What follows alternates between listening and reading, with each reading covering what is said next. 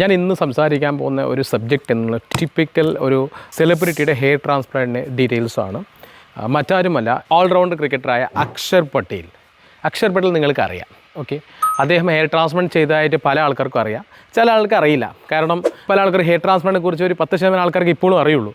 അതുകൊണ്ട് പെട്ടെന്ന് ഇങ്ങനെ മുടി വന്ന് ചിന്തിക്കുന്ന ആൾക്കാരും ഉണ്ടാവാം. ബിഫോർ ഫോട്ടോസ് കാണിക്കാം. അതിൻ്റെ ബിഫോർ ഫോട്ടോ, ഈ രണ്ട് സൈഡ് നല്ലപോലെ കയറിയിട്ട് നെറ്റി നല്ലപോലെ കയറി കഴിഞ്ഞു. ബാക്കി ക്രൗൺ ഏരിയ ഒന്നും അദ്ദേഹത്തിന് പ്രോബ്ലമില്ല. അടിപൊളി ഡോണർ ഏരിയ കൂടിയാണ്. പക്ഷേ എന്താണ് സംഭവിച്ചു, അദ്ദേഹത്തിന് ഹെയർ ട്രാൻസ്പ്ലാന്റിന് മുടി വന്നില്ലേ, എന്താ വന്നതിൻ്റെ പ്രോബ്ലം എന്നൊക്കെ നിങ്ങൾ ചിന്തിക്കുന്നുണ്ടാവും. അപ്പം ഇപ്പോൾ അക്ഷർ പട്ടേൽ റിസൾട്ട് വന്നോ? 100% റിസൾട്ട് വന്നിട്ടുണ്ട്. ഡെൻസിറ്റി ഉണ്ടോ? 100% ഡെൻസിറ്റി ഉണ്ട്. കാരണം അദ്ദേഹം സഫയറിലായിരിക്കും ചെയ്തിരിക്കുക.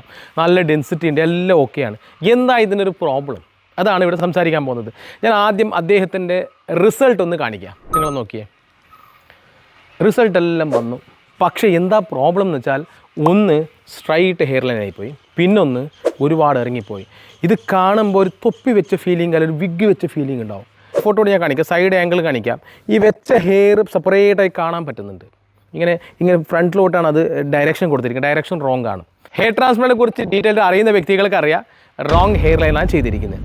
എത്ര നാച്ചുറൽ ഹെയർ ലൈൻ ആണ്, എത്ര ആംഗുലേഷൻ കൊടുക്കുന്നത്, ഇത് ഇമ്പോർട്ടൻ്റ് ആണ്.